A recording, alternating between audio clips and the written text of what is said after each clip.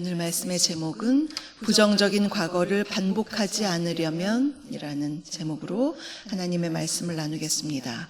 부정적인 과거를 반복하지 않으려면입니다. 시편에서 가장 긴 시편은 시편 119편입니다. 그러면 두 번째로 긴 시편은 몇 편일까요? 오늘 우리가 읽은 바로 이 시편 78편입니다. 72절로 되어 있는 이 아삽의 시, 아삽의 마스길입니다. 마스길은 교훈이라는 뜻인데요. 이 시편은 공동체 교훈 시편이라고 되어 있고요. 또 이 시편의 내용을 보면 이스라엘의 역사가 기록되어 있어서 역사 시편이라고 부르기도 합니다. 이 시편에는 출애굽 시대부터 또 다윗 시대까지 이스라엘이 지난 과거에 경험한 하나님의 사랑과 그에 반해서 이스라엘 백성들이 저지른 죄악을 회고하면서 현재 이스라엘 백성들과 후손들에게 영적인 각성과 교훈을 주는 그러한 시편입니다. 소설가 한강은 노벨 문학상을 받았죠. 그 수상 직후에 스웨덴과의 인터뷰에서 이런 말을 했습니다. 우리는 역사를 통해서 또 말을 통해서 배울 기회가 많이 있었는데 그러지 못한 그런 역사를 반복하고 있다. 적어도 언젠가는 과거로부터 배울 수 있기를 바란다라고 말하면서 우리가 역사로부터 배워야 한다고 강조했습니다. 예, 중국 속담에 이런 말이 있습니다. 역사를 아는 자는 무너지는 담장 밑에 서지 않는다. 그렇죠. 역사를 아는 자는 무너지는 담장 밑에 서지 않는다. 아무리 시대가 변하고 상황과 조건이 다르다 할지라도 사람들이 살아가는 이치가 원리가 비슷하죠. 역사 속에서 무언가를 배운 사람은 그런 시행착오를 그렇게 반복하지를 않게 되죠. 피해갈 수가 있는 것입니다. 오늘 이 긴 역사 시편 78편 쭉 끝까지 읽다 보면 그 내용이 좀 침울합니다. 시인은 이스라엘 역사 중에서도 자신의 민족이 저질렀던 잘못과 부정적인 과거의 일들을 쭉 나열하고 있기 때문입니다. 보통의 사람들은 잘못은 감추고 잘한 것은 더 과장해서 드러내려고 하죠. 그런데 시인은 지금 그 반대입니다. 그러면 왜 시인이 그렇게 암울한 과거를 드러내고 있을까요? 그것은 이렇게 함으로써 다시는 조상들의 죄악을 답습하지 않도록 하기 위한 것입니다. 나쁜 것은 버리고 좋은 것은 잘 계승해야 이후에는 긍정적이고 발전적인 역사를 만들어갈 수가 있기 때문입니다. 성경이 유익한 것은 하나님의 말씀인 것도 그건 당연한 일이지만 이스라엘의 역사 속에서 우리가 긍정적인 것도 배울 수 있지만 부정적인 것을 통해서 반면교사를 배울 수가 있습니다. 구약을 대표하는 인물 하면 대표적으로 모세죠. 모세는 하나님이 세우신 지도자로 정말 잘한 면도 있었지만 또한 그가 혈기로 애굽 사람을 죽였던 그런 부정적인 내용도 성경에는 기록되어 있습니다. 또한 이스라엘 최고의 지도자, 최고의 왕 다윗도 마찬가지죠.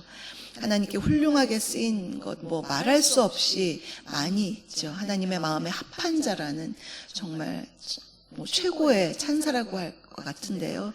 그러한 기록도 있지만 그가 인간적인 욕심으로 자기의 부하 우리아를 전쟁에서 죽게 그렇게 사주해서 그의 아내를 밧세바를 취한 참으로 부끄러운 그 왕의 기록도 이 성경 안에는 담겨 있습니다. 이러한 성경의 기록들은 그 시대의 모습 속에서 지금을 사는 우리에게 많은 교훈을 주는 것입니다. 오늘 본문 78편에서 1절부터 8절 오늘 읽은 절까지가 서론이라고 할 수 있는데요. 여기서 이 시편의 목적을 우리가 알 수가 있습니다. 그러면 오늘의 말씀을 통해서 우리에게 주시는 메시지 세 가지를 함께 살펴보겠습니다. 첫째로 말씀에 귀를 기울이는 것이 신앙의 출발점입니다. 말씀에 귀를 기울이는 것이 신앙의 출발점입니다. 1절에서 이렇게 말씀합니다. 내 백성이여 내 율법을 들으며 내 입의 말에 귀를 기울일지어다 라고 했습니다. 여기서 말씀을 듣는다는 것, 단순히 귀로만 이렇게 청취하는 것이 아니죠. 마음을 열고 받아들이고 그것을 잘 삶에 적용하는 순종까지를 말하는 것입니다. 신명기 6장 4절에 우리가 너무나 잘 아는 쉐마의 말씀이 있죠. 거기서 이스라엘아 들으라 이렇게 시작합니다. 듣는 것이 먼저입니다.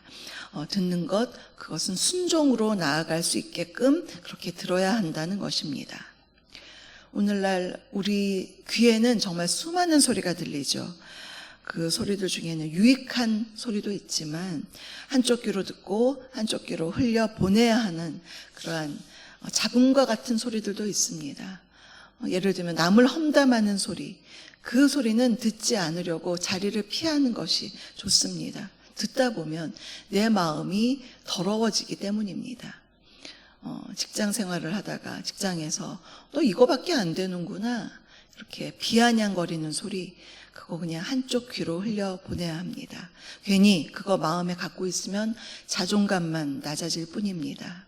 그러나 하나님의 말씀은 우리가 귀를 기울이고 또 마음을 열어서 들어야 하고, 내가 기꺼이 주님의 말씀에 순종하겠습니다 하는 그러한 말씀의 자세로 주님의 말씀을 들어야 합니다. 2절에서 내가 입을 열어 비유로 말하며 예로부터 감추어졌던 것을 드러내려 하니, 여기서 비유로 말한다고 했는데요. 여기에서 비유는 교훈이나 잠언을 가리키는 그러한 단어입니다. 또한 감추어졌던 것이라는 단어가 있는데요. 이것은 원어의 의미는 수수께끼 같은 그러한 단어입니다. 고대 근동사회에서 수수께끼는 단순한 말장난, 어린아이들의 놀이에 그치는 것이 아니라 비밀스럽게 의미심장한 것을 전달할 때에 이러한 기법을 썼습니다. 그래서 그 감추어진 것을 해석함으로써 그 속에 담겨있는 함축된 의미를 발견할 수 있게끔 하도록 하는 것이 이 감추어졌던 것이었습니다. 그래서 시인이 이제부터 말하려는 것은 이스라엘의 역사 속에 담긴 하나님의 감추어졌던 뜻, 그 의미를 이제 잘 우리가 파악하는 것이 중요한데요. 그런데 어디 이스라엘의 역사뿐이겠습니까? 우리의 개인의 삶을, 우리 개인 삶에도 역사가 있죠. 그동안 여러분들이 살아오면서 쭉 살아왔던 개인의 역사를 뒤돌아볼 때 그 속에서 하나님께서 나와 우리 가정에 주신 메시지들이 있습니다. 고난도 있었고 응답도 있었고 기쁨도 있었지만 또 슬픔도 있었던 개인의 역사가 있습니다. 무엇을 많이 잃었었던 것 같은데 또 보면은 또 얻은 것들도 있습니다. 이 많은 나의 삶에, 우리 가정의 역사 속에서 하나님께서 그 사건, 드러난 사건뿐만 아니라 그 속에 감추어진 하나님의 뜻이 있었습니다. 내가 깨닫길 원하는 그러한 뜻들을 우리가 잘 새기고 파악하는 것이 중요합니다. 우리는 각자에게 허락하신 삶의 자리에서 이러한 하나님의 감추어진 뜻과 경륜을 잘 깨닫고 그 깨달은 바를 나의 신앙 고백으로 나오고, 그렇게 할 때 우리가 점점 주님께서 기뻐하시는 그러한 모습으로 변화되고 성장해 나아가는 것입니다. 두 번째로, 신앙은 후대에 전수되어야 합니다. 신앙은 후대에 전수되어야 합니다. 오늘 요절 4절 말씀인데요. 우리 4절 말씀 다시 한번 함께 읽겠습니다. 우리가 이를 그들의 자손에게 숨기지 아니하고 여호와의 영예와 그의 능력과 그가 행하신 기이한 사적을 후대에 전하리로다. 아멘. 시인은 조상들로부터 들어온 말씀을 이제 그들의 자손들에게 전하겠다고 말합니다. 그 말씀이란 이제 9절 이하부터 쭉 나오는 이스라엘의 역사 가운데 말씀하신, 특별히 하나님의 구원 역사를 가리키는 것입니다. 그 속에 하나님께서 보여주신 영예와 능력과 그분이 행하신 기적의 일들을 다음 세대에게 전하겠다라고 합니다. 이는 자손 대대로 하나님의 일들을 잊지 않게 하려는 것입니다. 여호수아 4장을 보면요, 이스라엘 백성들이 가나안에 들어가기 위해서 요단강을 건너죠. 요단강을 건널 때 요단강 중간에서 요단물이 끊기고 그 육지를 통해서 요단강을 건널 때 요단강가에 있는 12개의 돌을 가지고 건넜습니다. 거기서 가진 취한 12개의 돌을 가지고 요단을 다 건넌 후에 그 12개의 돌을 길갈에다가 세웠습니다. 이렇게 쌓아서 세워서 그 용도가 있습니다. 그것은 이스라엘 자손 후대를 위한 것이었습니다. 만일 그들의 자손들이, 자녀들이 이 돌 뭐예요? 이렇게 물어보면 대답할 말을 주기 위해서였습니다. 여호수아 4장 23절부터 24절을 쭉 읽어보면요, 하나님께서 요단물을 마르게 하셨다. 예전에 출애굽 때 홍해를 말리셔서 백성들을 건너게 하신 것처럼 요단강을 말리셔서 건너게 하실 때 우리가 이 돌을 취해왔다. 그래서 무엇을 기억하게 하려 하는 것이냐면 여호수아 4장 24절에서 이는 땅의 모든 백성에게 여호와의 손이 강하신 것을 알게 하며 너희가 너희 하나님 여호와를 항상 경외하게 하려 하심이라. 하나님께서 이토록 놀랍게 우리 조상들에게 이러한 일들을 행하셨기 때문에 우리가 그 하나님만을 경외해야 한다. 그러한 것을 말하게 하기 위해서 이렇게 12돌을 취해서 길갈에 쌓게 하신 것입니다. 중요한 것은 우리가 겪은 것, 우리가 깨달은 하나님, 나만 아는 것이 중요한 것이 아니죠. 우리의 후대에게 가르치는 것입니다. 요단을 건넌 뒤에 세월이 흘러도 그것을 보고서 이제 그 후대가 하나님께서 마치 홍해와 같이 요단강을 말리셔서 백성들을 가나안으로 인도하셨구나. 이렇게 후대가 깨달을 수 있게끔 교육의 목적으로 그렇게 한 것입니다. 우리의 신앙은 우리에게서만 끝나서는 안 됩니다. 우리 다음 세대로 이어져야 합니다. 특히나 우리의 다음 세대, 요즘 신앙생활하기 얼마나 어려운가요? 반기독교적인 정서가 너무나 팽배해 있죠. 우리가 성장하면서 살아오면서 이전에 부흥의 시기도 있었고 여러 가지 시기가 있었는데 그것보다 지금은 훨씬 더 신앙생활하기 어려운 시대입니다. 교회 학교에서는 그래도 신앙생활을 잘 하다가 청년이 되면, 직장생활을 하게 되면 신앙을 잃어버리는 경우가 너무나 많이 있습니다. 세상이 그것을 부추깁니다. 그때 우리가 그들에게 신앙을 갖도록 늘 하나님의 말씀을 사랑하고 교회 나가서 신앙생활 하도록 우리가 권면해야 되는데요. 이것을 마치 율법처럼 너 교회 안 다니면 저주받는다 이렇게 말하는 것보다는 부모가 자신의 삶 속에서 경험한 하나님의 이야기를 자녀들에게 자연스럽게 들려주는 것이 너무나 중요합니다. 여러분의 삶 속에서 혹시 신앙의 간증이 있습니까? 먼저 자녀들에게 그것을 말해주시기 바랍니다. 엄마는 이런 하나님 때문에 지금 너무나 기쁘고 행복하단다. 아빠는 이러한 하나님 때문에 그 하나님 의지하면서 지금까지 잘 꿋꿋하게 살아올 수가 있었단다. 이렇게 일상에서 겪은 나의 하나님, 우리의 하나님을 우리가 이야기할 때 자연적인 신앙 교육이 이루어지는 것입니다.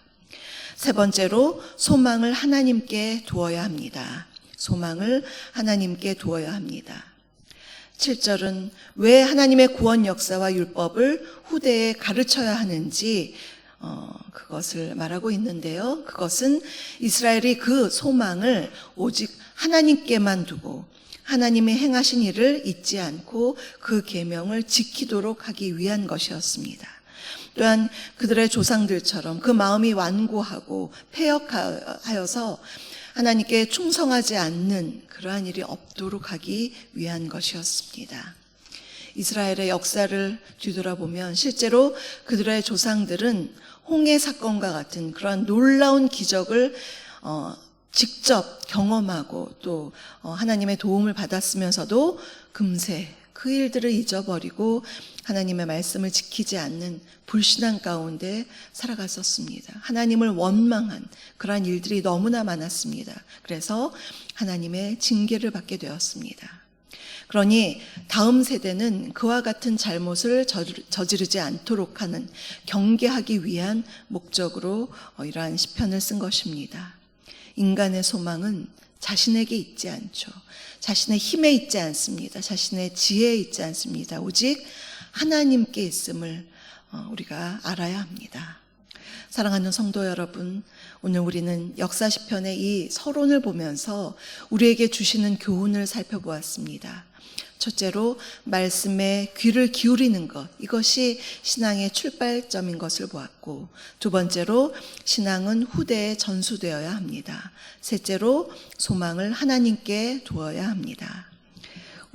우리 다음 세대가 더욱더 탄탄한 신앙 위에 서려면 우리가 먼저 굳건한 신앙 위에 서서 주의 말씀에 따라 살고, 그 모습을 통해서 우리 자녀들에게 좋은 영향력을 끼치도록 해야 하겠습니다.